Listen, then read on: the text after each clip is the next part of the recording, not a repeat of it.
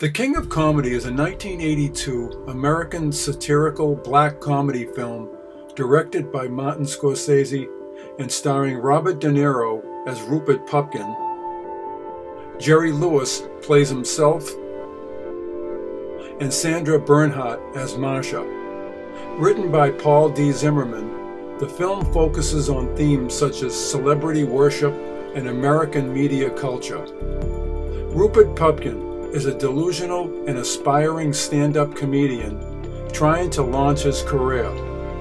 After meeting Jerry Langford, a successful comedian and talk show host, Rupert believes his big break has finally come. He attempts to book a spot on Langford's show, but is continually rebuffed by his staff and finally by Langford himself. Along the way, Rupert indulges in elaborate and obsessive fantasies in which he and Langford are colleagues and friends. Hoping to impress, Rupert invites a date, Rita, accompanying him when he shows up uninvited at Langford's country home.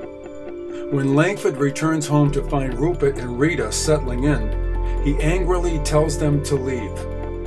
Rupert continues brushing off Jerry's dismissals and Rita's urging until Jerry finally retorts that he had only told Rupert he could call him so Jerry would get rid of him. Bitterly vowing to work 50 times harder, Rupert finally leaves.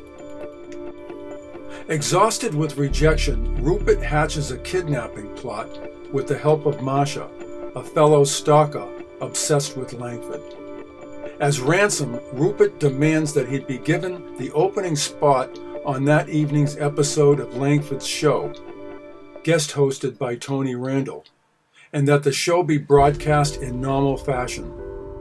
The network's bosses, lawyers, and the FBI agree to his demands, with the understanding that Langford will be released once the show airs. Between the taping of the show and the broadcast, Marcia has her dream date with Langford, who is taped to a chair in her parents' Manhattan townhouse. Langford convinces her to untie him under the disguise of seduction, to which he seizes the gun to shoot Marcia, but finds it loaded with faulty pellets. He punches Marcia and flees downtown, where he angrily sees Rupert's full stand-up routine on a series of television display sets. Meanwhile, Rupert's act is well received by the studio audience. In his act, he describes his troubled upbringing while simultaneously laughing at his circumstances. Rupert then closes his act by confessing to the audience that he kidnapped Langford in order to break into show business. As the audience still laughs, thinking it's still a part of his act, Rupert responds by saying, "Tomorrow you'll know I wasn't kidding, and you'll all think I'm crazy. But I figure it this way. Better to be king for a night than a schmuck for a lifetime." Having shown the broadcaster Rita at the bar, he proudly submits to his arrest as the FBI agents profess distaste for his jokes.